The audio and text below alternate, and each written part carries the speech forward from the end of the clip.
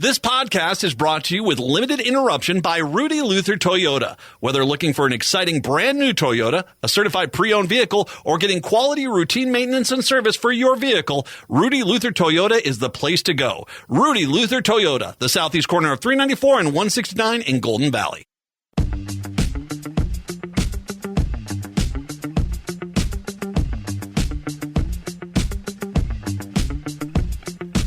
Broadcasting live in Minneapolis, St. Paul on AM 950, the progressive voice of Minnesota. In the evenings on WCPT 820 Chicago's Progressive Talk. And in the nighttime hours, 1150 AM KKNW in Seattle. It's the Matt McNeil Show. Good to have you with us today. 952-946-6205, 952-946-6205 is the phone number. I hope you had a good weekend. Dr. Joe Eastman's going to join us here, coming up here in just a little bit to talk about, to scare the living daylights out of you about all the viruses and stuff like that. Although the good news is, Patrick, I don't know if you heard, Patrick is with me today. Patrick, I don't know if you heard, you remember that Marburg thing that was scaring everyone in Germany because they thought the Marburg virus might have come from Rwanda into Germany? Yeah. Apparently not. They're just really sick with something else. Who knows? So, but not Marburg. So go team go, I think is the way to go with that. Like I said, I'll get to Dr. Joe here in just a little bit. I got to start off today with something I didn't really think I was going to be revisiting anytime soon.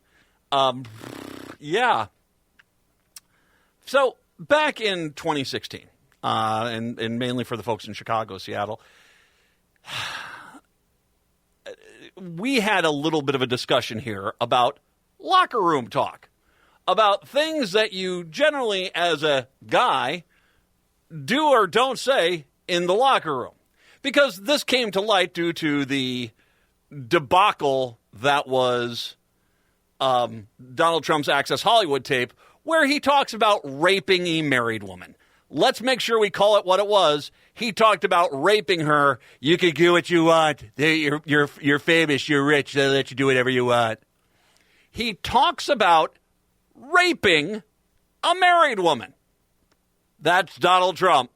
And once again, all you idiots voted for him because he's my hero. Raper. I don't know what's wrong with you freaking people, but there is something seriously wrong with you. Anywho, I had to have a little discussion. And boy, the worst part about that whole thing was they made Melania go on out there and defend it like it was, just her duty.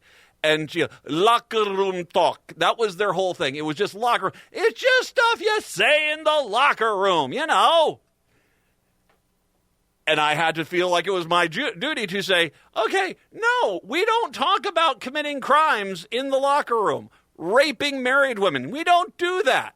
Who says this is something that happens in the locker room? I have been in numerous locker rooms in my life.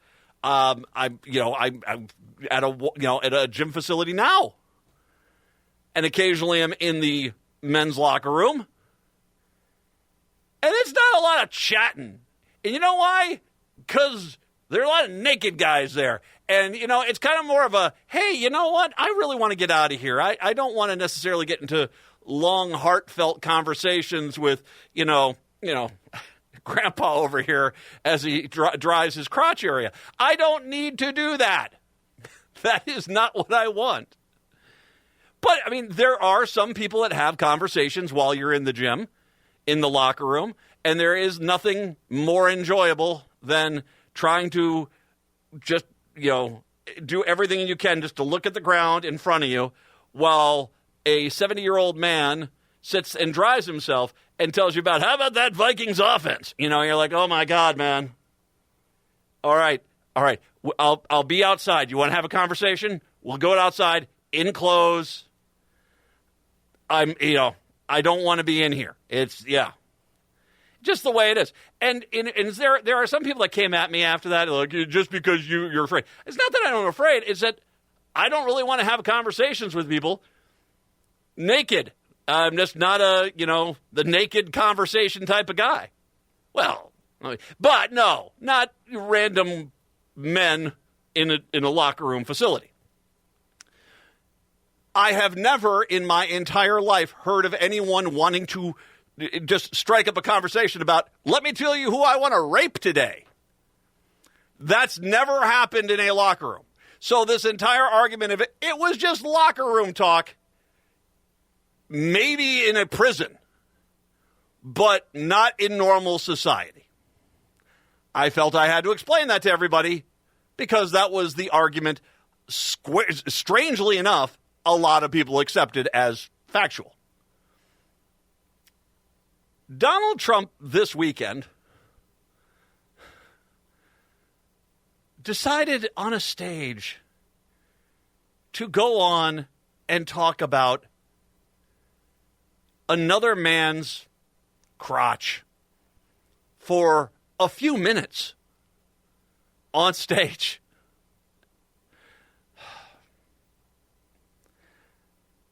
I have seen Republicans try to defend this, saying, this is just guy talk. Okay. I might have made an occasional joke about a porn star referring to them as something like Johnny the Lance Man. I might have done something like this, but I've never had a adoration, loving conversation about how I looked into the inner thighs of another human man and in awe, in desire, in shock. And I felt like I had to share it with everybody. Like, oh my gosh, let me tell you about what happened when I stared deeply into the crotch of another man.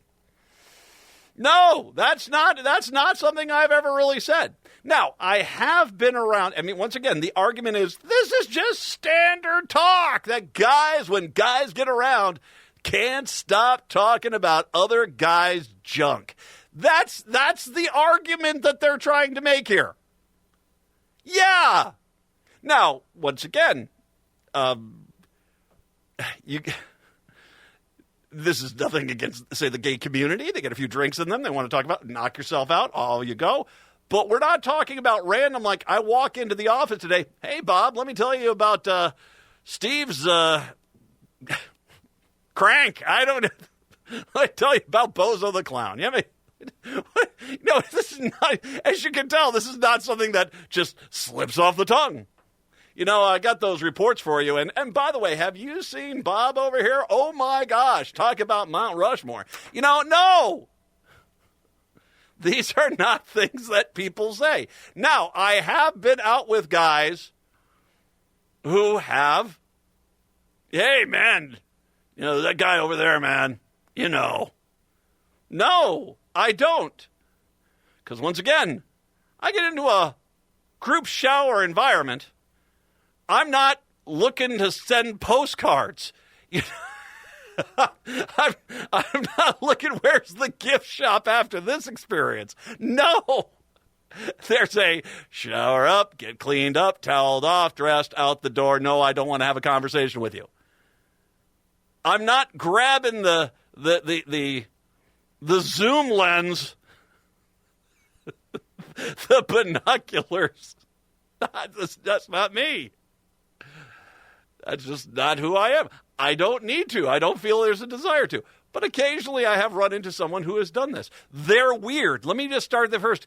They're weird. Thank you, Governor Walz. They're weird. People that do this, they're weird. No, seriously.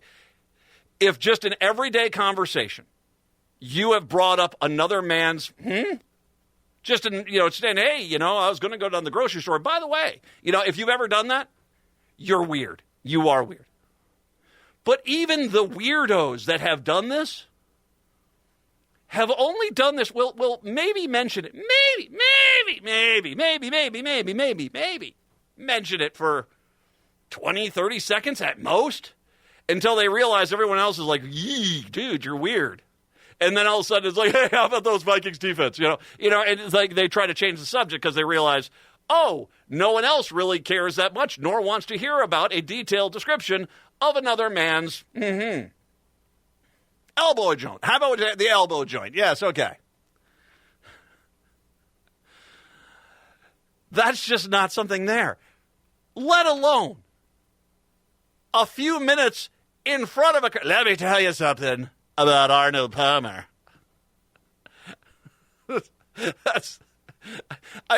When he started off, you wonder if they're like, oh, is he going to talk about the lemonade iced tea? No, he's not. He's talking about, oh, my God. And the crowd, once again, he's in front of women and children and other people, and for 2 minutes, I think 2.5 minutes, something like that, sits and gives a long, loving description of another man's crotch. That's really weird, man. It is unbelievably weird. I want to repeat, this is the Republican candidate for president of the United States. And he got in front of a crowd of people in a swing state, if you know what I mean. No, sorry.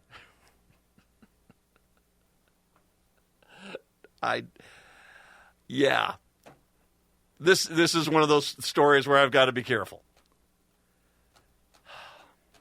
You get in front of a crowd of families, of women, of Christians, and you sit there and you start giving a detailed description of another man's.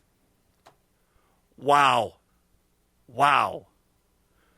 And they all these Christians, yay, tell us more. Really? Because I guarantee you this, and this is something I said yesterday about this. If Joe Biden would have done this, if Joe Biden would have said this, not only would every one of these Republicans be, how dare you bring up such a grotesque subject to the American people? How horrible. Not only would they be going nuts, every Republican would be going nuts. Every single one of them. The national news media would be like, oh my God, this man has lost it. And not only would there be weeks of front page above the fold content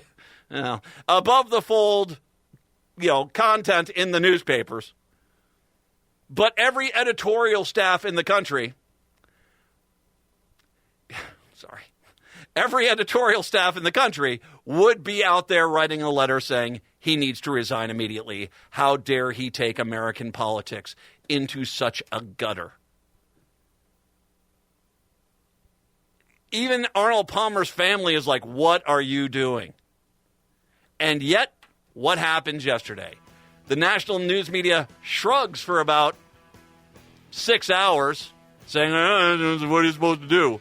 And now it's off the front page.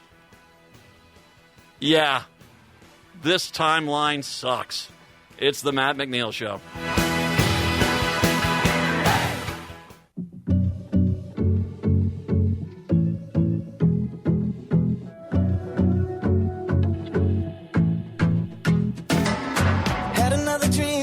I guess, an individual or someone who's in the swinging lifestyle might have a discussion about another man's junk drawer at some point, but I guarantee you they're going to do it with a little bit more modesty and decorum than Trump going, hello, everybody. No, I can't even do it. Yeah. Anyway, it wasn't one of the reasons why that this whole thing kind of slipped off the front page is because the national news media, who basically, when it comes to Trump, are 3-year-olds you can jangle some keys in front of it, and they, keys. They decided to go to a McDonald's.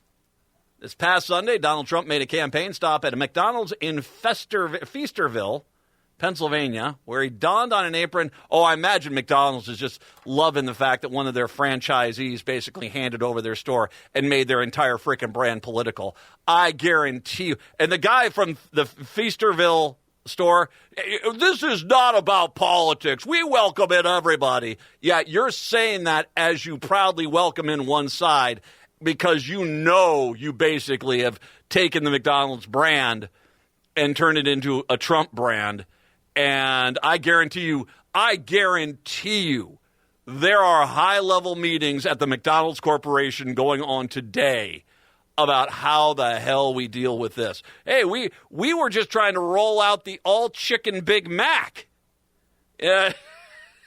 What the hell did this idiot franchisee in Pennsylvania do? Oh, my God. Well, Trump showed up. He donned on an apron, had a drive-through photo op, and slung fries behind the counter. It's a brief stunt, which took place in a closed restaurant. You know, the entire narrative initially was, look at him, he's just going to work like the other guys. No, it was a closed restaurant, and the drive-through customers were all pre-screened by his campaign for security. So they were all waiting in their cars, apparently like a few blocks away, until this happened, and then the media got there, and then they had them all come through and acted like, oh, I'm just an original customer. How many people in the drive-thru did Donald Trump tell about Arnold Palmer's, how many? It's like, hey, here's your, as we're waiting for your McFlurry, let me tell you something about Arnold Palmer. Talk about supersizing it.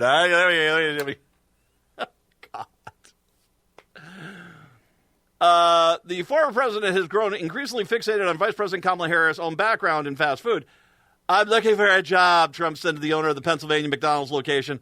I've always wanted to work at McDonald's, but never did. I'm running against somebody who said that she did, but it turned out to be a total photo story. Once again, no, it's not. It actually is not a phony story. She worked at McDonald's. This is like him saying the sun's actually not in the sky. What are you talking about? The bright thing in the sky right now? It's not there. Stop telling you it's there. It's part of the liberal media if you say the sun's there. It's bright. I've got a shadow. What are you talking about?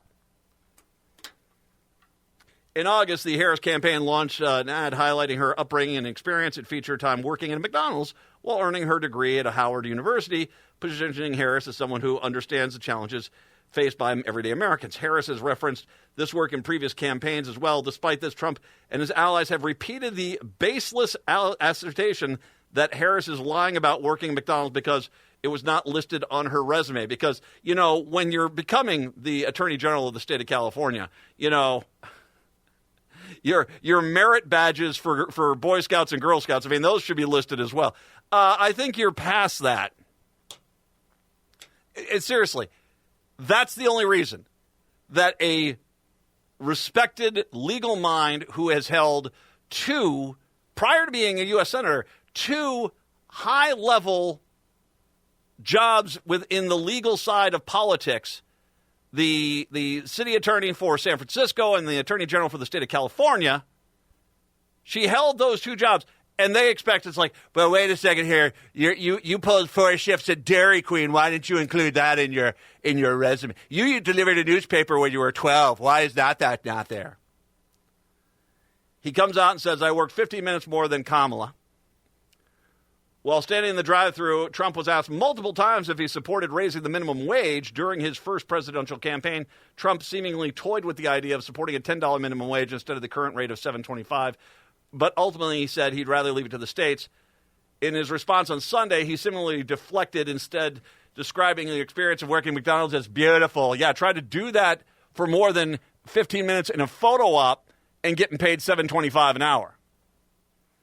Donald Trump's obsession with questioning Kamala Harris's work experience at McDonald's peaked over the weekend when he worked at that McDonald's. Early this year, this location, by the way, didn't meet the compliance requirements for Bucks County Health Department. The health inspection in March in Feasterville, Travis location resulted in 4 violations, including citing employees not having their hands clean and properly washed. And by the way, he was not working with either a hairnet or gloves. Now, I've seen that apparently the location has said, well, we weren't really open to the public, so it wasn't a health code violation. But he was working the fryer without gloves or a hairnet. Yeah. It wasn't a good look. And by the way, I want to give kudos to the person that went after and said, this looks a lot like how, I don't know if you remember, Dukakis got into a tank back in 1988, and he looked kind of goofy in the tank. And George H.W. Bush ran with that, and they ended up beating Dukakis by basically making him look foolish.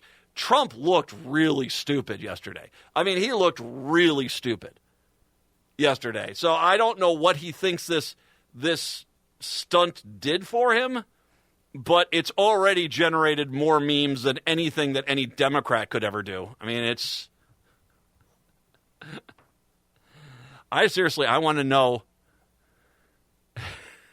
I want to know how many people coming through the drive-thru he told about Arnold Palmer's, package. I mean, seriously. One of the reasons why he might be looking for some extra cash is because Kamala Harris is absolutely kicking his ass in fundraising. Harris' campaign raised $221.8 million in September alone. The Trump campaign raised $62.7 million. That would be more. Nearly 4 times as much. Vice President Kamala Harris has lapped the former president in fundraising after pulling in a record $1.6 billion across various campaign committees, compared to only $700 million for the same campaign committees for Trump. In total, Harris has raised $928 million for her official campaign, $364 million for the Democratic National Committee, and another $307 million in a joint fundraising committee after accounting for transfers made to her official campaign and other committees, according to FEC filings running through September 30th. That total, which includes funds raised when President Joe Biden was the party candidate, is a record sum for a presidential candidate. On the other hand, Trump has raised only $375 million for his campaign, $281 million for the Republican National Committee, which basically he's taken all that money too, and $145 million for 2 joint fundraising committees. Didn't the RNC admit that they're paying some of his legal fees? So yeah, that's just money going to him. So just once again, that's overall, but just in the month of September alone, Harris $221.8 million, Trump $62.7 million. And once again, the narrative the right wants to push is somehow, some way, Trump has got the momentum. Please, please. We'll take a break. Come on back. Dr. Joe joins us when we return. It's the Matt McNeil Show.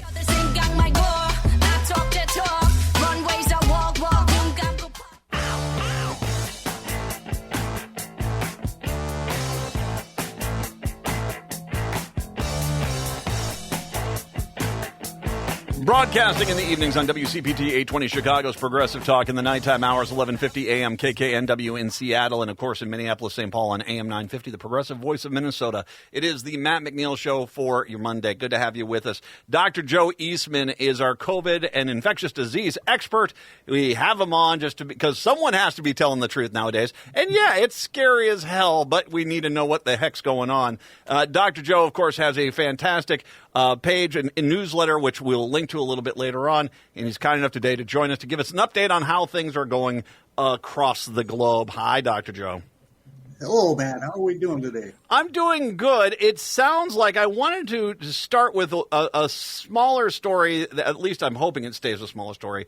The Marburg virus story. You sent me this, by the way. You were the first person that sent me this. Apparently, some medical students in Germany had been to Rwanda and were helping to treat and doing some educational stuff down there, came back. Both he and his girlfriend, I think it was, became immediately sick on a train, immediately contacted authorities. Germany does what Germany does fairly well with this stuff, and they shut everything down, and basically everyone gets tested. It sounds like they're sick, but they're not sick with Marburg. Is that correct? Yes, thankfully so. It is still going on in Rwanda. And the thing with Marburg is it's a hemorrhagic type of virus. Yeah. And it's like Ebola. You just internally bleed out and your tissues basically disintegrate inside you. So it's, yeah. That is hey, I've eaten at Arby's too. So, no, I'm sorry. I'm sorry, Arby's. Why am I doing that? No. Even the Simpsons go after Arby's. Yes, everyone. It's obviously, and by the way, we need to remember that that's how you treat a threat like this. You shut everything down. It's an insanely dangerous thing. It's wildly contagious. You even get the slightest hint that it's gotten into your country.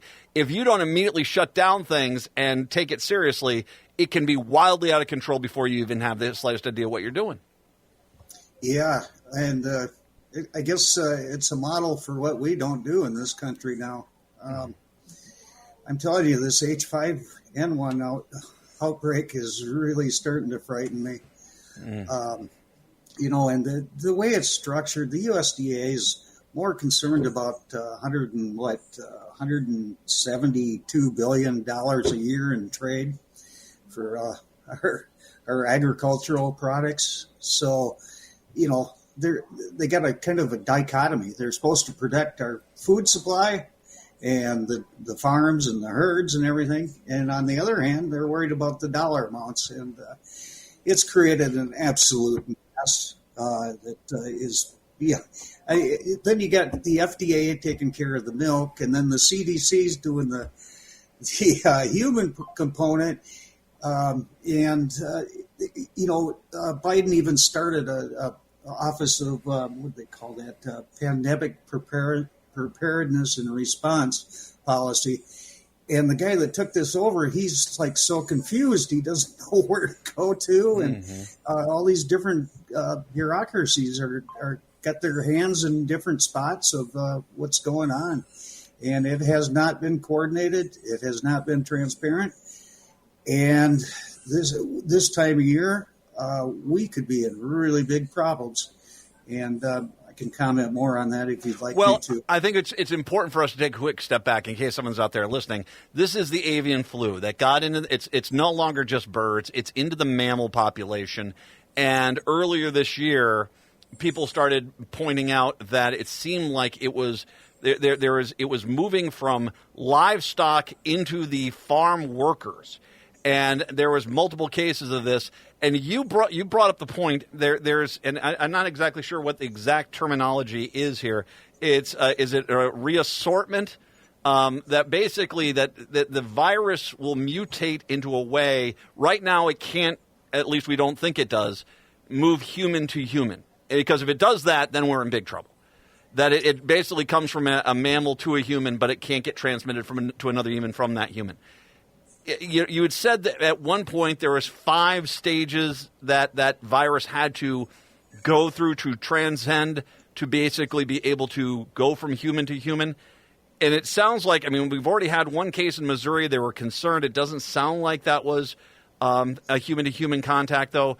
But it seems like we've gotten pretty close to the avian flu, the H1N1, being able to jump. It seems like it's on the doorstep now. Is that a fair assessment? Yeah, it really is. What can happen this upcoming flu season, which has already started? If somebody say has the H5N1, and there's probably a lot more people out there that do have it, that because we're not testing enough. What happens if they get the flu virus, common influenza? There can be this reassortment process, and the contagious human-to-human influenza can basically attach itself with the H5N1 in a host and create that just all at once. That whole problem is that barrier of human-to-human transmission by the avian flu will be broken. And the birds are starting to migrate now. This whole thing is going on and unfolding, and the response has been terrible. And we should say, how many livestock workers do we know of that had been infected by H1N1? I think it's 27 now. 27. And some of those some of the people have recovered. That's since the beginning of this outbreak, correct? Right. Yeah. They've all recovered. We got 324 herds infected, and the scary thing is California just exploded in a very short time interval, and it's just showed up in Washington in the poultry there. So we got 14 states that have this either in their dairy or poultry farms. It's 103 million chickens have basically been killed to try to contain it, and we're still not much sure what's going on with the meat from the cattle that are infected. It's so bad in California; they're like stacked up on the side of the road, and of course, birds, vultures, and insects and flies and stuff are flying onto these carcasses, and the rendering trucks can't get them out of there fast enough. So there's another source of spread. It's an absolute mess. Well, and we should talk about the things that you had mentioned. First of all, I mean, we're talking about dairy cattle, we're talking about chickens, we're talking about eggs and milk. That one of the last times we checked in with you, I think it's actually a few months ago when we checked in with you, you had said no, that they had found that there was H1N1 virus, although inactive, in the milk supply and in the egg supply. Is that still the case?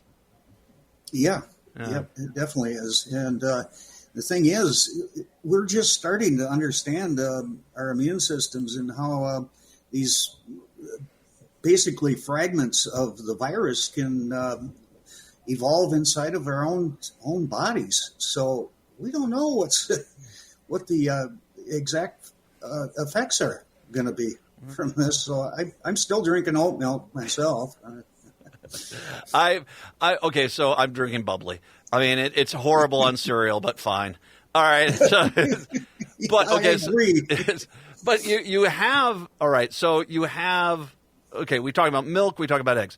But let's talk about, as you said, steaks, ground beef, or, it's avian flu. We have hunting season that's kicking off here. And, we just had, Governor Walz was out at the Minnesota pheasant opener and stuff like this. How prevalent is H1N1 in the wild bird populations, mallard ducks, pheasants, geese? I mean, the birds, grouse, stuff that the hunters are starting to go after. That's a good question. We should be monitoring this much more closely. We even had a chance. We knew that the H5N1 was in the wastewater around farms in Texas before they affected the dairy herds. Really? Sake. So, okay, wait a second. They knew they had holding ponds there with high levels of H1N1, and nobody thought this was something of a concern. Right. In fact, the USDA, they'll deny it, but some workers were fired. They rely on the state veterinary offices to report these things, and they do, and they raised the big alarm, and actually the USDA and APHIS, the other Animal and Plant Health Inspection Service, basically put a gag out on their workers. Wow. And said no, because of the whole trade in the big ag and everything. So what a mess.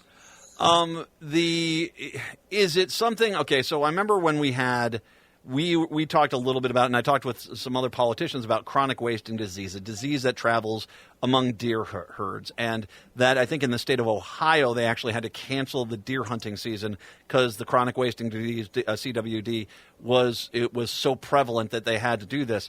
And one of the things they said is, well, you need, if you're going deer hunting, you need to get your deer tested.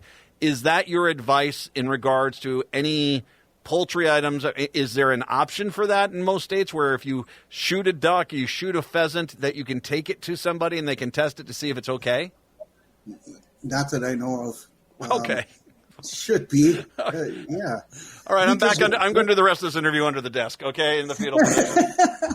We haven't even got to COVID yet. No, we haven't. And it's like, okay, how are we this bad at this again?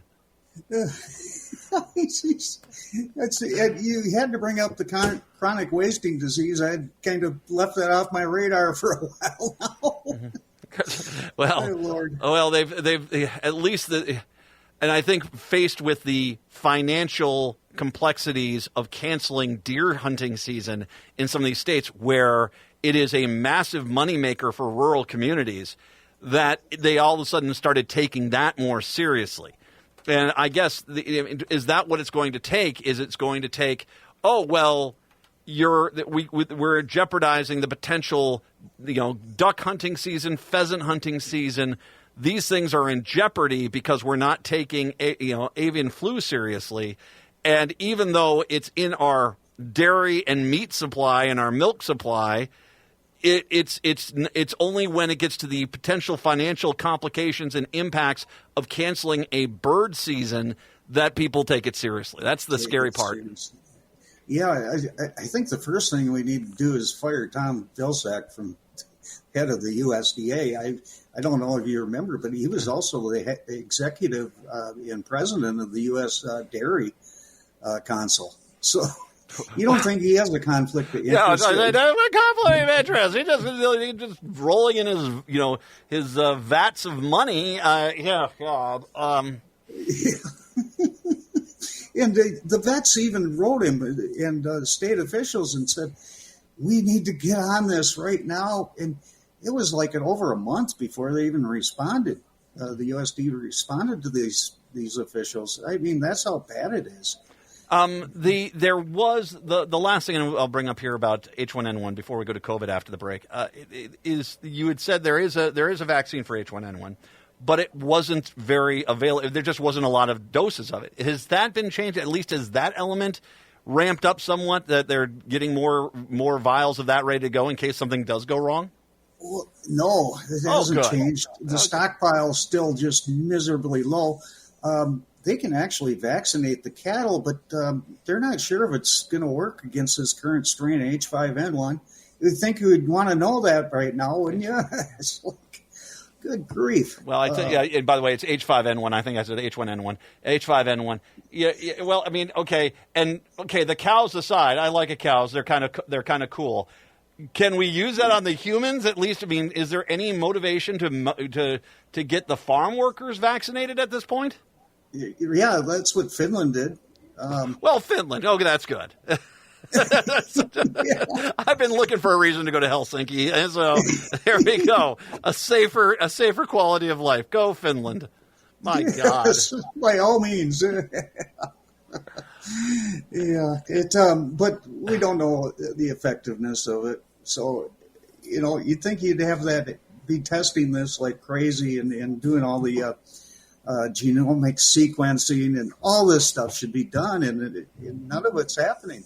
Well, it's football season. Come on, you can't expect us to do everything. We got to make up some of that Velveeta dip to go with our chips there. Oh, there's someone. I say Velveeta dip, and the dog goes crazy. Let's take a break. Dr. Joe Eastman is joining us right now. World Health Network. We'll talk to him about. We've already scared you about avian flu. We'll come back and scare you about COVID in just a second.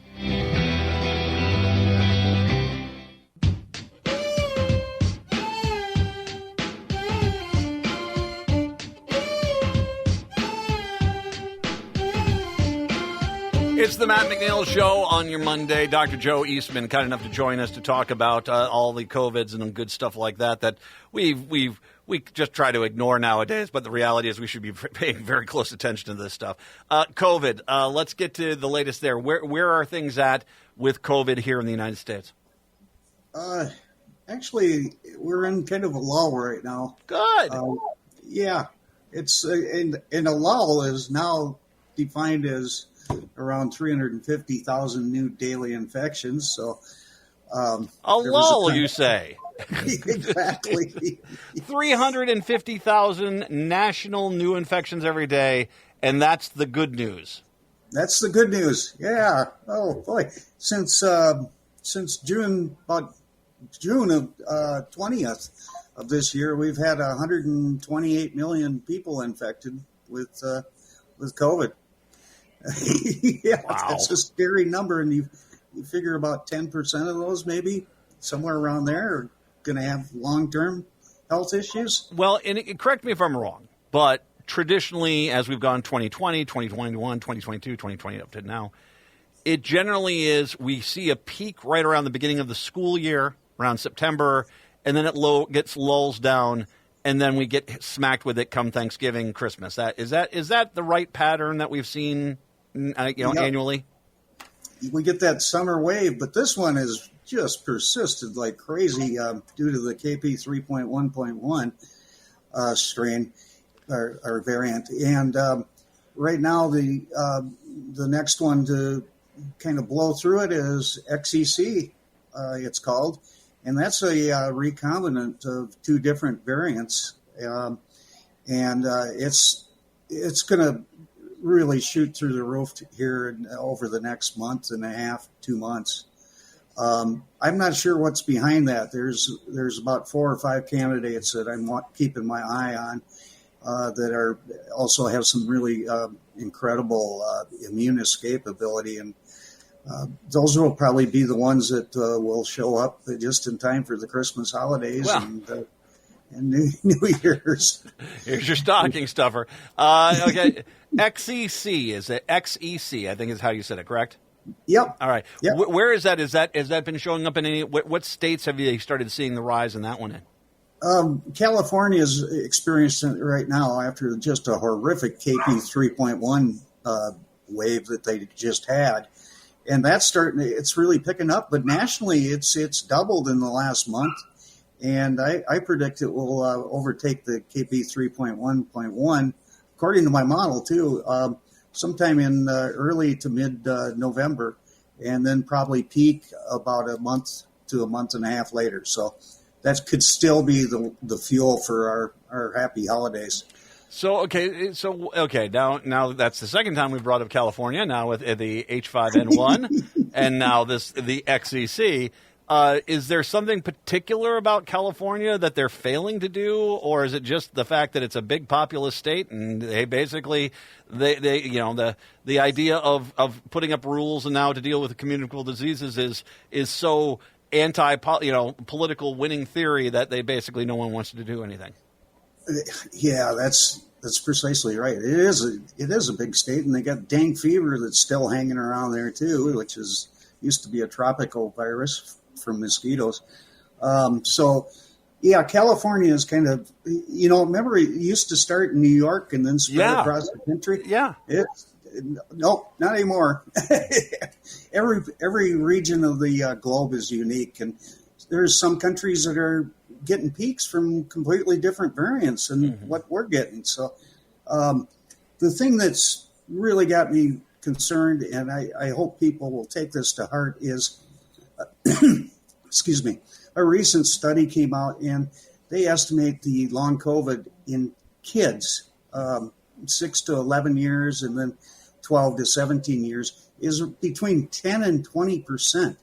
They are averaging about an infection and a half a year because we're sending them into schools with no clean air, and we've vilified masks instead of making them acceptable. And my gosh, you think about it.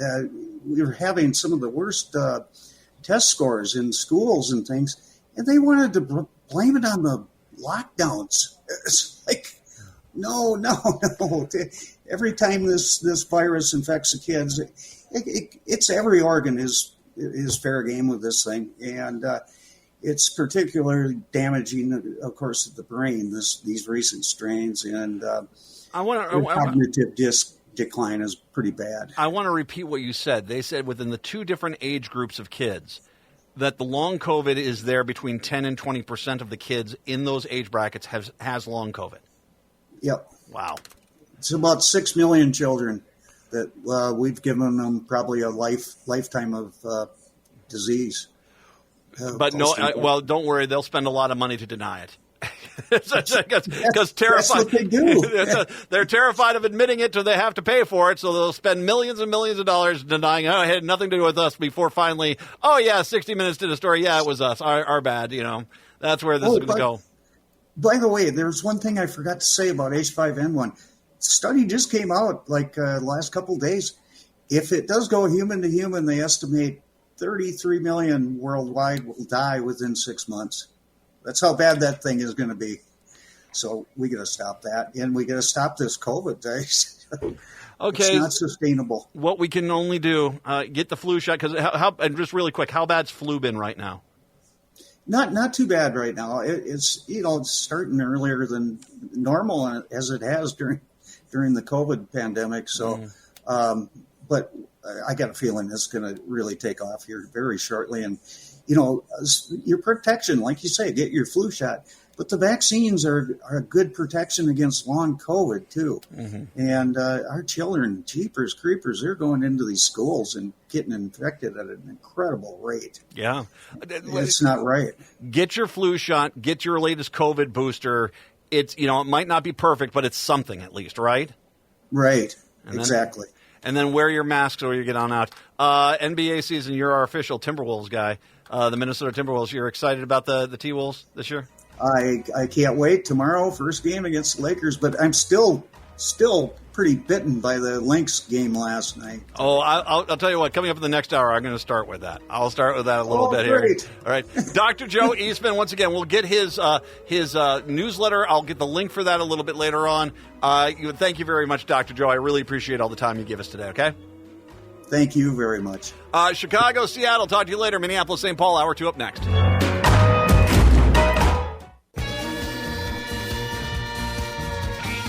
Hour number 2 of the show here on your Monday. Good to have you with us here. Matt and Patrick. 952-946-6205. 952-946-6205 is the phone number.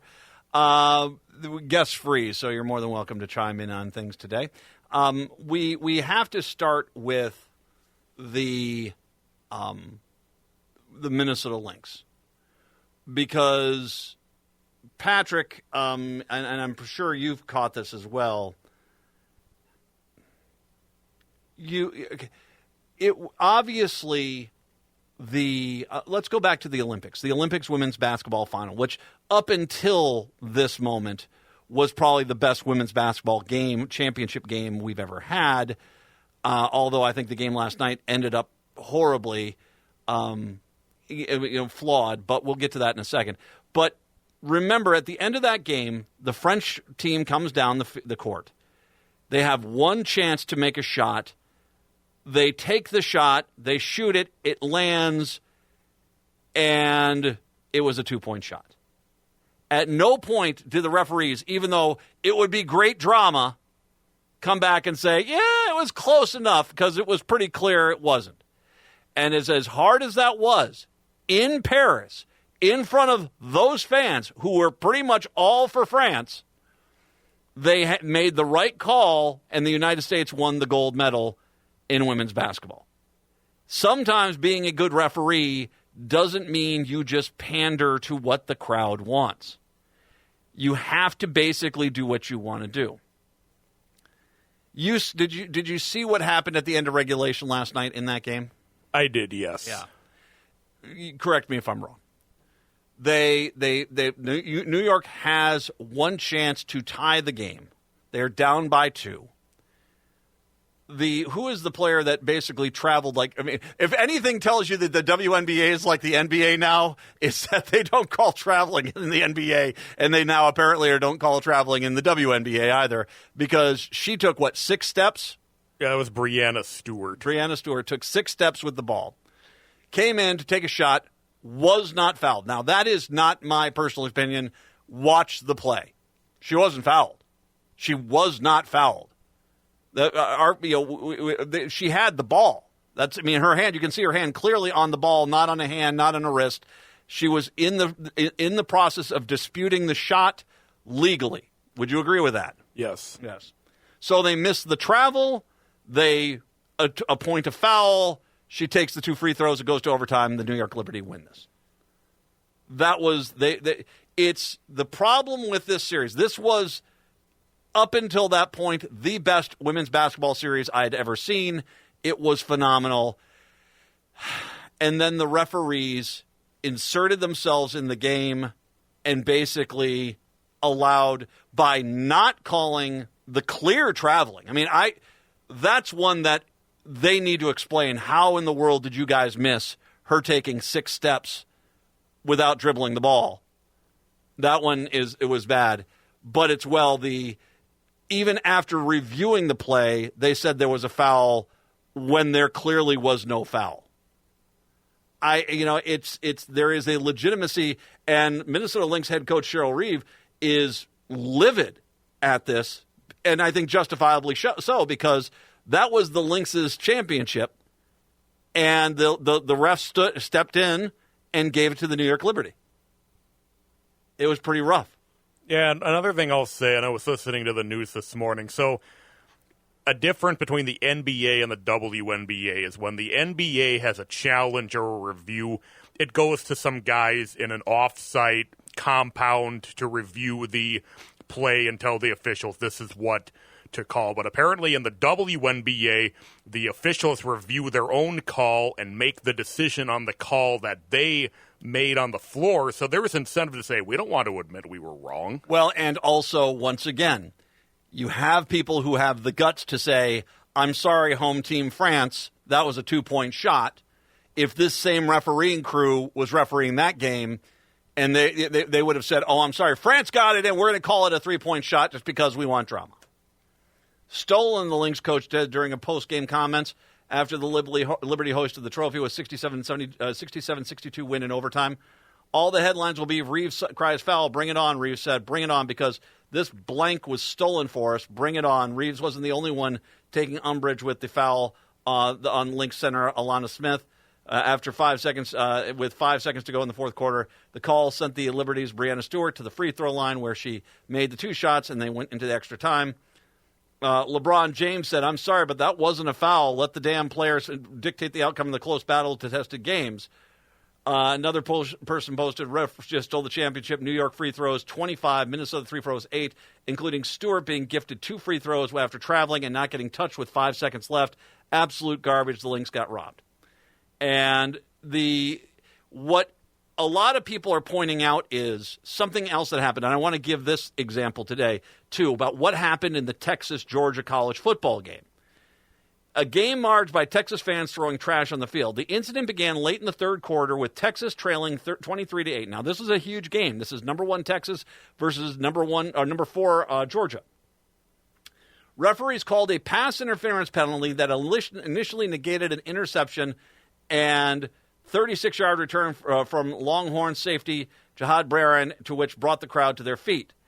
Texas fans expressed their frustrations with the call by throwing water bottles and other trash onto the field at Darren K. Royal Texas Memorial Stadium, where they were cleared up by cheerleaders and other team staff. Nice job for the cheerleaders. After a discussion, the referees then, so they're cleaning up the trash that they threw out there. As they're cleaning up the trash, the referees reverse the call, and 2 plays later, Texas quarterback Quinn Ewers throws a 17-yard touchdown pass to running back Jaden Blue. The Longhorns were down 23-15 after making the extra point. The Southeast Conference said in a statement that officials were allowed to gather and discuss the play, and that while the original call was not properly executed, it is unacceptable to have debris flown on the field at any time. The incident will be reviewed by the office overseeing the SEC's sportsmanship policies and procedures, and the conference added.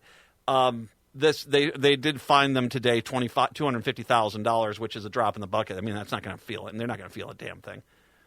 Georgia coach Kirby Smart had a very legitimate point. He told reporters after the game he feared the incident could set a precedent.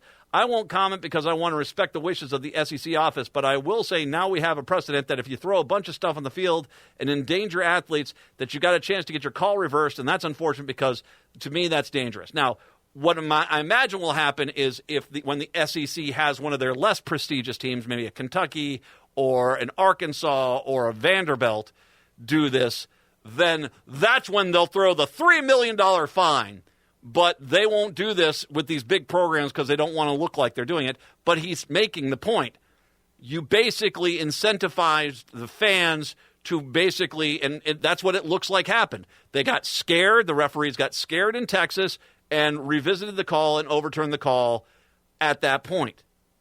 Well, if you paid attention to the WNBA final, what happened there was on the 4th game. After the game, the New York Liberty coach was screaming about how unfair the entire series was. Now, mind you, Game 3 was a freaking love fest with the New York Liberty. A freaking love fest where they basically got every call for them and every call against them. There was no. It was bizarre. That was Game 3. But after Game 4, they kept insisting, we are getting fouled every time we go down the court. And what it sure seems like happened here is the New York Liberty coach, by protesting Game 4, set the referees up to basically give them the calls. Because, once again, we're not talking about a call in the first quarter. We're talking 5 seconds left in the game. They purposely swallowed their whistles on a clear, it wasn't even close, a clear traveling call, and then basically call a foul, a completely, totally non-existent foul. And that's not just me. I'm admitting I'm a Minnesota Lynx fan, but a lot of other people said, what foul? There was no foul there. And they themselves basically brought scorn and ridicule on themselves because they inserted themselves into the end of the game to prevent the Minnesota Lynx from winning and giving the New York Liberty a new life. Now, once again, you can make the argument, well, in the overtime, the Lynx were outplayed by New York, but it should have never gone to overtime because the Lynx had that game. And yeah, for the life of me, it's unfortunate what had been up until that point the best women's college championship series I'd ever seen. Now it will always have that, and I guarantee if you're a New York Liberty fan, you're saying sour grapes, you're saying all these things. No, the only thing I've seen, at least that was honest, was one of the players said, or that wasn't a player, I think one of the fans said that, did they call the traveling? No. Well, then there was no traveling. Well, and that's actually a legit point, but there clearly was traveling.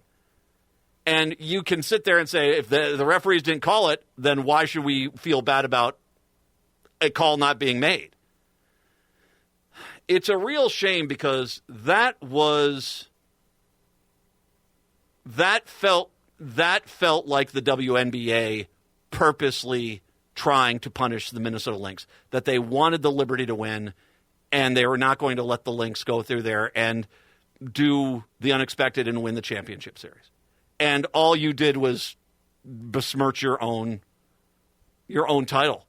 And as much as the New York Liberty is going to sit there and say, well, what's done is done, the reality is now you've got this stench that if it's the LA Sparks or it's the New York Liberty, or can I say Caitlin Clark and the Indiana Fever, if all of a sudden, that we sell a lot of jerseys for this one, it's a much larger market. I mean, if you're going to have the freaking WWE, then just have the WWE. If you're going to have predetermined things, then have it. But what I don't like is I sure don't like when there comes a point where you realize, oh gosh, unless we do something, the referees say, unless we do something, Minnesota's going to win this game. And so swallowing, there's nothing wrong with saying let them play, but this wasn't one extra step on the travel. This was 6 steps. I mean, she just basically was walking around with the ball, and they didn't call that. And then once again, you're punishing a player with a foul that they did not commit. There was no foul there. It's just garbage. And the WNBA, this is, and I'm dead serious when I say this really screws this up, because now all of a sudden you legitimately have some concerns that your referees basically fixed the outcome of this series. What should have been your pinnacle, the true arrival of the WNBA as one of the top leagues in this country, is now mustered in this fog that the WNBA is crooked. And you cannot criticize Lynx fans or anyone else, which many people have said this, for saying the fix was in. This is on you guys. And the fact that they don't want to say anything tells me that the WNBA is so far is saying nothing, tells me they know they were wrong. And I know I probably don't want to talk about this too much longer, but after the game, the WNBA commissioner comes out, and she's wearing a New York skyline outfit. And it's almost like you can't even make that up. Yeah, no, you can't. And it's unfortunate. And in the same sense as the Georgia coach in that college football game made a point, is that they basically, the thing they really screwed up with the they really screwed up in regards to that college football game was they overturned the call after the trash was out. In my mind, they should have just sort of said, we can't even put this image forward. Now, once again, they reversed the call. That's fine. But it sure does look like in that situation that the crowd throwing the trash on the field got them to overturn the call. Yeah, because a lot of people have said that, well, you announced it, so why did you announce it if you were going to overturn it? Yep, exactly. It's unfortunate. And once again, in the scale of things, I brought up the Texas-Georgia game, not necessarily because there, but because you can't insert yourself in the game like that. and not expect there to be some consequences. Like I said, if you want to have if the WNBA wants to be the WWE with scripts and this is the team and next year Caitlin Clark's the winner, well, that's great. And, if you have every game at the final end of the game in a series, it's all of a sudden there's a bunch of calls or non-calls that are just so blatantly bad. If you weren't in the can for the liberty, well, then you were clearly just not doing your job. I honestly think what it was the WNBA already, they loved how the excitement they had built in New York. They wanted to reward that. They said, "Oh, you pesky little Minnesota team, you've already got some championships. You guys got a nice little fan base. You do well over there. We'll pat you on the head and send you back home." But the reality is the whole concept of a sports league is that the team that wins the championship is the winner. And last night, the team that won the championship was denied the win just so that they could help out the other team. And that's unfortunate. Yeah, and something else, and this isn't related to the WNBA, but it was a post from ESPN that kind of rankled me a bit. It was the Lynx got off to that good start. They were winning by 7 at halftime.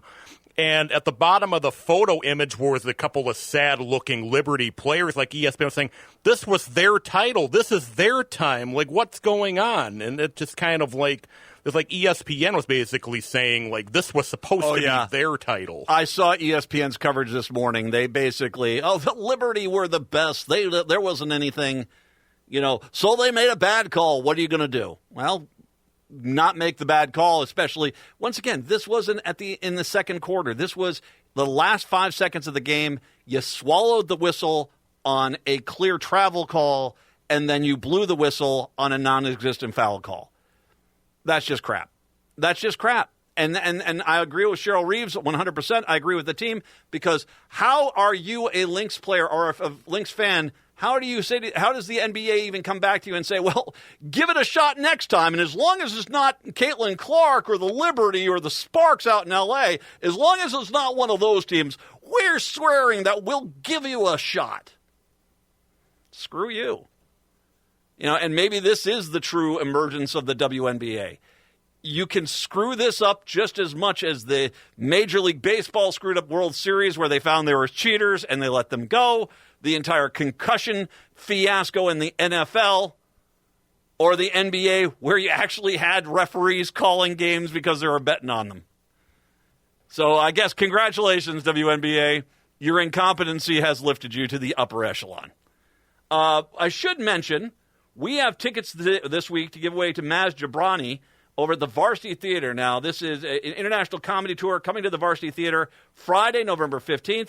Get known for his sharp wit, unique take on cultural identity. It's going to be a great show over at the Varsity Theater, called the Persian. I like this. Called the Persian Pink Panther. I like that one. Jobrani is going to be at the Varsity Theater on November 15th. I got a pair of tickets to give away a little bit later on this hour. Listen for your chance to win. 952-946-6205, 952-946-6205. Take a break. Come on back. It's the Matt McNeil Show here on your Monday.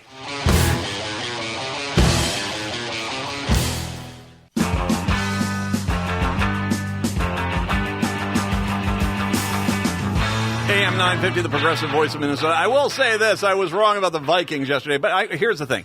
Don't feel bad about the Vikes. They weren't going to go 17-0 anyway. And, yeah, that was a tough loss at home, but they stayed real tough there with Detroit. And they're 5-1. At the beginning of this season, after the first 6 games, people were saying at best the Vikings were going to be 2-4. They're 5-1, and they've got a very beatable LA team up on Thursday. Absolutely. And the Lions looked a couple of times like they were about to take control of that game, and the Vikings fought back a couple of times, put themselves in a position to win. Yeah, I know at the end of the day the loss is the loss, and that kind of stinks. But, that Lions team last week put on an absolute beat down in Dallas. Yeah, before we alienate every listener by talking too much sports. I already get bad enough when I put on Broadcorp to talk Vikings there. I brought up the Lynx mainly to talk about how they were robbed. This one, okay, fine, I'm done. How about I go with Matthew Metro? if you're asking me who this is, you apparently don't have right-wing nutbags who are friends of yours. Earlier this month, a video circulated on Twitter featuring a man who called himself Matthew Metro and who leveled damaging allegations against Minnesota Governor Tim Walz while claiming to have been one of his former high school students. However, the Washington Post has tracked down the real Matthew Metro, who attended Walz's high school, and it turns out he never had Walz as a teacher. What's more, the Post responds is that Metro is dismayed that someone seems to have stolen his identity and used it to smear the Democratic vice presidential nominee. It's an invasion of my privacy and my personal life, Metro told the Post. As the Post noted, the hoax involving Metro has quickly become reality that political candidates have to deal with while running for office in the age of Twitter CEO Elon Musk anything goes approach to content moderation. Well, not everything goes. If you're a Democrat, you don't get your stuff to go.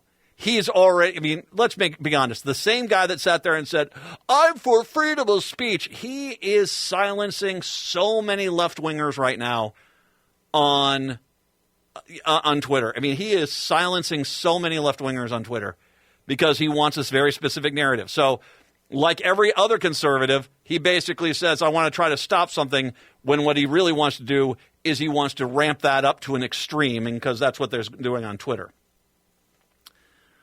In a political environment awash with false claims, including sophisticated fake videos and prominent figures, the hoax was unusual that it appeared to draw an open-source research to crudely steal the identity of a member of the public who had a tenuous historical connection to the candidate currently in the public eye, reported the Post.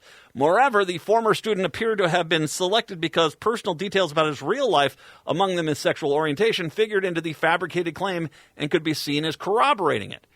The Post also reached out to Hanny Frade, a professor in computer science at the Berkeley Artificial Intelligence Lab, who told the paper that the fake Metro video did not rely on any level of technical trickery, but was simply made by an imposter impersonating the real Metro. The earliest instance, by the way, and I want to make sure you understand, this is how many rightos sent this video out. Look at here. The truth comes out. Proudly saying this was true. Now we know it was completely made up. It's like, I never said it was true. I just thought it was interesting. It wasn't me that put it out. I thought it was true. You know, standard Republicans, basically push. And that, by the way, is the whole thing. They know it's about getting out there, flashbang, boom, put it out there, because they know most people won't care about the correction.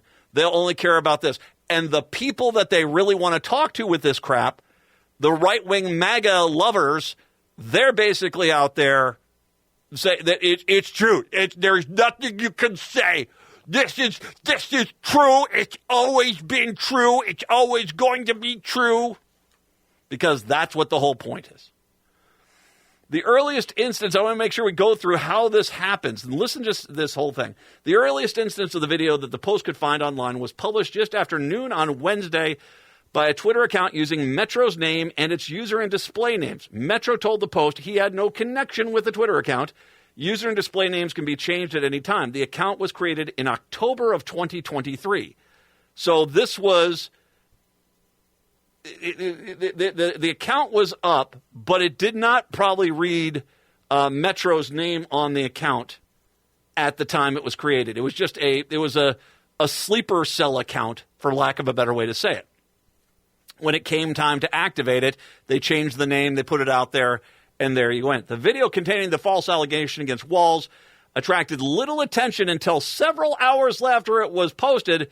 Then it was repackaged and shared by an anonymously operated X account, Twitter account, associated with a QAnon conspiracy theory. So, someone posts this on a sleeper cell Twitter page. Suddenly, the sleeper cell Twitter page, which doesn't get any kind of traffic because it's probably got 12 followers and no one's there, suddenly, out of the blue, it's discovered by a QAnon guy. Out of the blue, with no coordination, as they will insist in a court of law, at all. And then it goes crazy from there. The video was also shared on Rumble, Truth Social, and Getter, all popular platforms among Trump supporters by accounts that, according to information on their bios, are linked into a network that includes the original Twitter account. The Twitter account's post contains the video that was viewed more than 5.4 million times in the next 22 hours archive show before it was deleted. The video was shared by other accounts with significant readerships, including Juanita Broaddus, who accused former President Clinton of sexually assaulting her in the 1970s. It could not be determined who the man in the video is or why he would pose as Metro and make the false allegation against Walz, or who else, if anyone, might have been involved. In the video, the man posing as Metro claims that Walz groped and kissed him in a classroom after he turned to Walz for guidance during a difficult period in his senior year in 1997. But the real Metro said no such interaction ever occurred and that his senior year was a breeze. The fake Metro says the video that his parents were getting divorced that year and he was having to keep his sexuality secret. The real Metro, who is gay, told the Post that the opposite was true. I was completely out in high school, he said, adding that his parents remain happily married today. So, yeah, this is, now, once again, this is not an AI.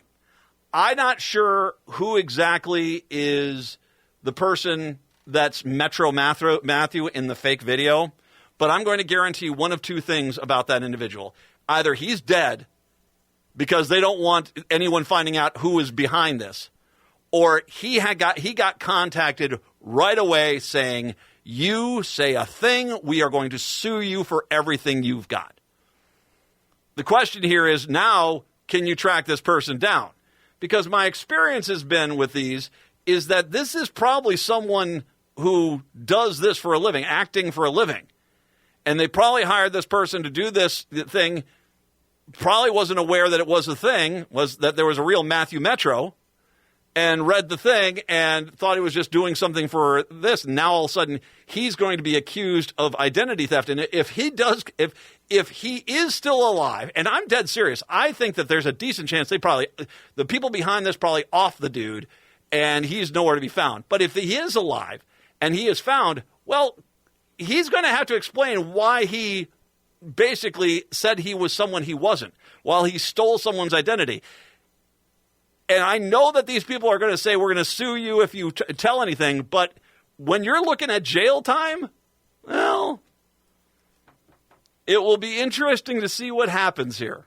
Because, and once again, much like when an idiot walked into a pizza joint in Maryland and started firing rounds saying, take me to the basement of the pizza joint that didn't have a basement, and suddenly everyone, well, I never said it was true. I thought it was there. Already I'm seeing Republicans, because this is MAGA. This is Republican Party of Minnesota. This is who these people are. I've already seen a few of them. Well, we didn't say it was true. We just thought it was interesting.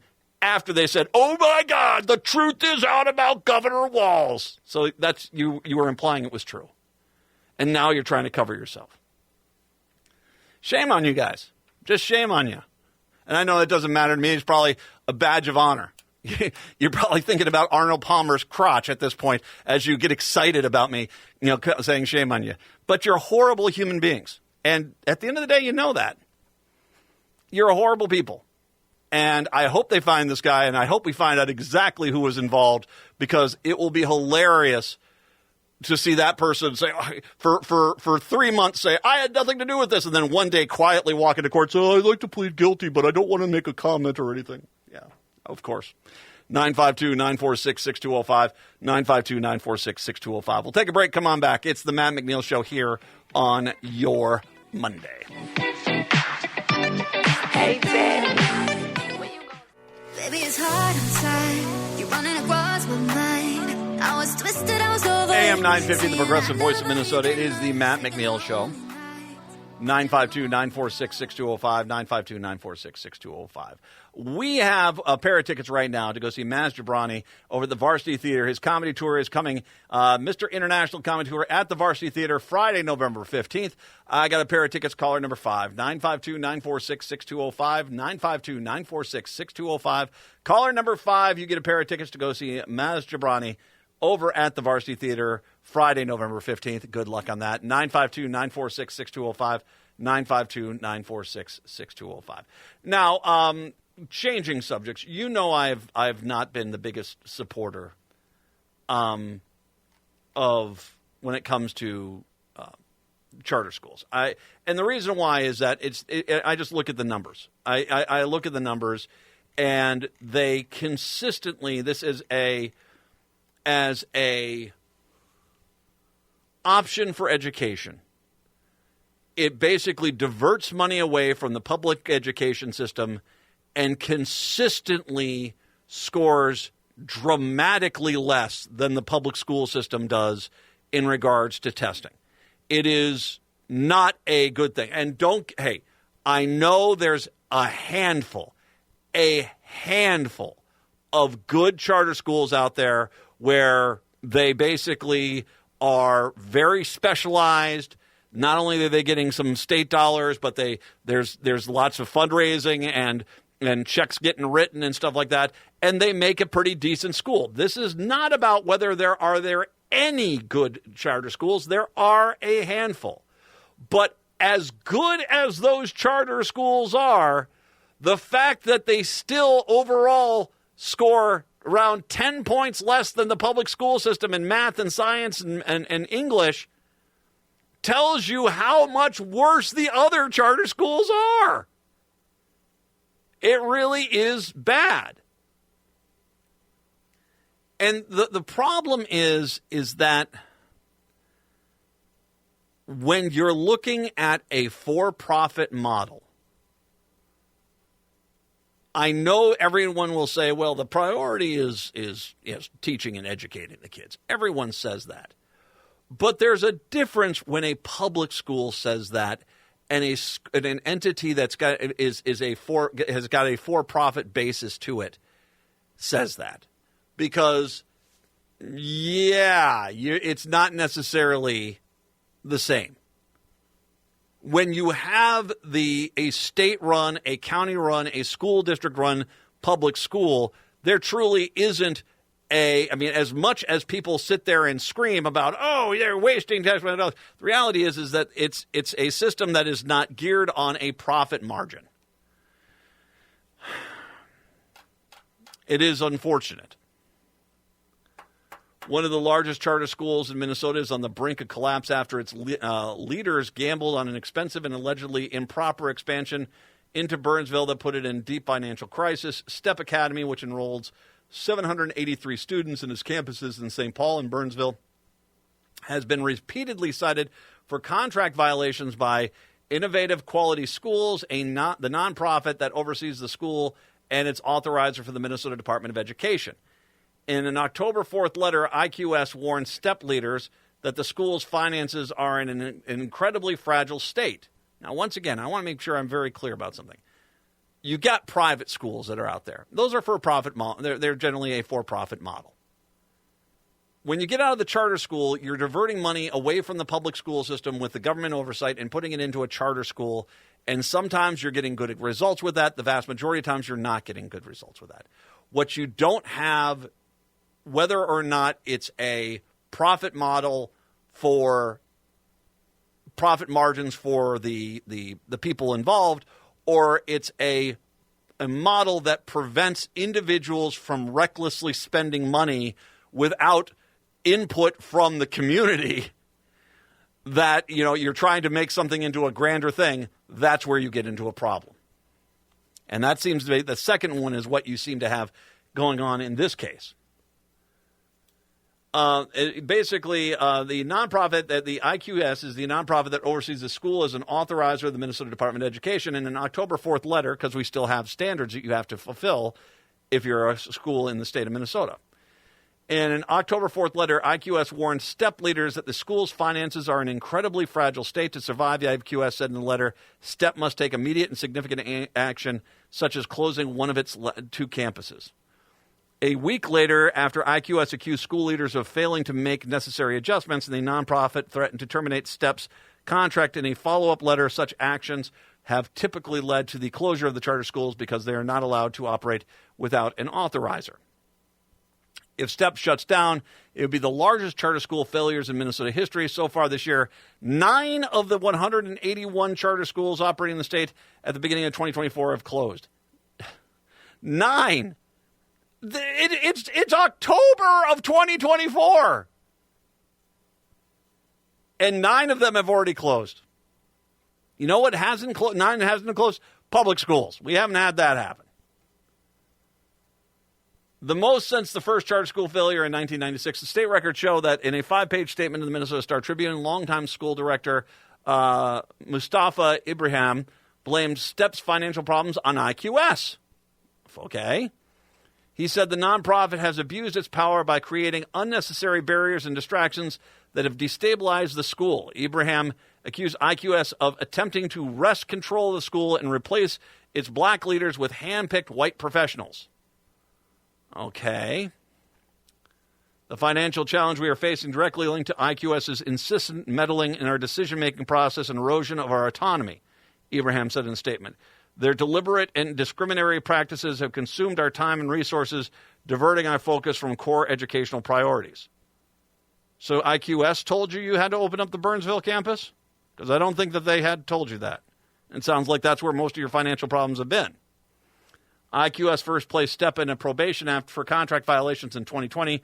Most of its complaints have centered on Ibrahim's actions, with IQS accusing him of operating without proper board oversight and making unilateral decisions that have sometimes hurt the school. Once again, your agenda here, it's not necessarily the paycheck of an individual like you sometimes get with a private school situation, but here it is, it's the lack of oversight, and you're looking at margins to put forward an agenda, which seems to be the problem.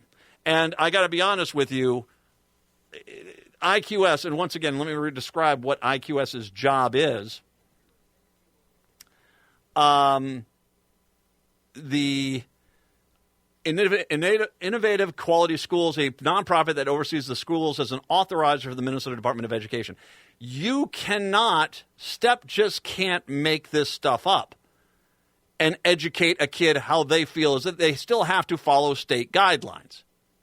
And that seems to be what the point of IQS is that basically making sure they're following the state guidelines and not jeopardizing what is a lot of taxpayer dollars for their, in a mismanaged situation. He's saying it's all because they're black and they want to, force white leaders on them, and basically they're being racist. At least that's how I'm taking it from this story. I just want to be blunt. Is that I have zero faith the charter school system is going to clean itself up. I think that it is. I think we have seen enough here of the charter schools and the way that they have operated that we can call into question whether or not this is really a consistent alternative to the public school system. And I can completely understand cultural reasons that, that we want to do it culturally, but this doesn't sound like, the problem seems to be a direct A to B, that you guys opened the Burnsville campus and you didn't have the money or the enrollment to justify the Burnsville campus. And now this is kind of collapsing around you. And that I saw one story, it was supposed to be 1,000 students and you only have 783. And because some students have moved back to the countries they came from and some other reasons, you're missing your enrollment goals. It sounds like you're taking risky spending things for whether it's personal agendas of this individual or not. All I'll say is I think you're clearly getting in over your head. And one of the things that you want to say as a charter school is that, we're doing it differently. Keep your nose out of our business. But one, you have standards you have to maintain as a school in the state. And two, you are taking taxpayer dollars. If you're getting charter school money, you're getting some of the taxpayer dollars diverted to your school. The taxpayers should have some say and understand what's going on here. And I don't think it's helping anyone by you basically accusing the IQS of basically being racist on this organization. Especially, once again, I have yet to see charter schools successfully. There are a handful that seem to do a very good job but considering they still test much lower than public schools, they seem to be a much, much bigger problem than they are a solution. Diane is in Minneapolis, wanted to chime in on charter schools. Welcome on in, Diane. Hi, Matt. I think that it's more complicated about the charter schools because Minnesota has a system where there's all these public charter schools, and they're nonprofits. And they're, like you said, they're sort of oriented towards different communities and stuff, but some of them, even though they don't do as well, a lot of the kids in them are kids who weren't going to stay in school. And I know this because of my own experience and because I have a friend who was part of starting one up in Grand Rapids. Well, but And wasn't the point of charter schools is that the public school was not educating the kids effectively? So we're going to create these other options where we are going to, because of whatever the case may be, a societal situation, a cultural issue, whatever the case may be, that we're going to open these up and the kids will get better test grades. That was the whole sell. That was the entire thing. Now it seems like it seems like, and Diane, with all due respect, it seems like what we're going is, well, yeah, they're not testing as well, and they've been consistently behind for many years now. But hey, at least some kids are showing up to class, and it's like, and fine, again, that's not a bad thing per se. But is that the reason why we divert money from the public school system to charter schools? Well, I think, it's more complicated because a lot of those kids are doing better in the charter schools. They're not why is the testing so much worse then? Overall, because there are some charter schools that do a very good job. I want to make sure I reiterate that. Yeah, but think about this. You have a group of children who don't do well in a bigger public school. And so you set up a charter school for them, and it maybe they're ADD kids, maybe they're learning disabled kids, maybe they have other mental health issues. So they get to go to a smaller school. Now, are they doing as well as the kids in the other school? No, but they're doing better than they were in the other school. So a lot of the charter schools have kids who already were not doing well. And so now they're in the charter school. So the charter school on the whole has their population is a population that was not going to do well in the public schools if they even stayed in the school as when they became old enough to drop out. Diane, I got to get into a break here. Here's how the thing is. I get what you're saying, but to my understanding, the public school testing did not drop significantly after when charter schools started in. That did not happen. And so what it seems like you did have is you had people that came on and might have been having problems, but now they're having problems there. You said it's not simple. Okay, there's part of the problem. When they put the idea of the charter schools out there, it was always, this is a simple solution. We'll get these kids into a different environment, and they'll excel, and they're going to get all A's, and everyone's going to do it. And that's how this was sold. This is a simple solution. We'll get the kids out. But now that we've seen decades of substandard testing, now all of a sudden, it's not so different. It's not so simple. Well, I mean, the fact that we've had 9 of these charter schools fail, this is one of the largest ones in the state, and it seems like it's on the verge of failing. And the test scores aren't coming up. Something is seriously wrong here. And once again, there are some charter schools that seem to do a pretty good job, but overall, and once again, some of them run with the non-profit model, some of them don't. There are some mixed results here, but the reality is the vast majority of the results are on the negative, not on the positive. And sitting there and saying, well, we shouldn't change things back, why not, man? It's if you're not having success. I mean, once again, I think that you could make the argument that the successful charter schools could maybe get spun off into a private school hybrid model, but right now I'm seeing far more failures within the charter school system than successes. 952-946-6205, 952-946-6205. We'll take a break, come back. It's the Matt McNeil Show on your Monday. When it all comes crashing down, anytime I hear your name. Could have been a little less strange that night.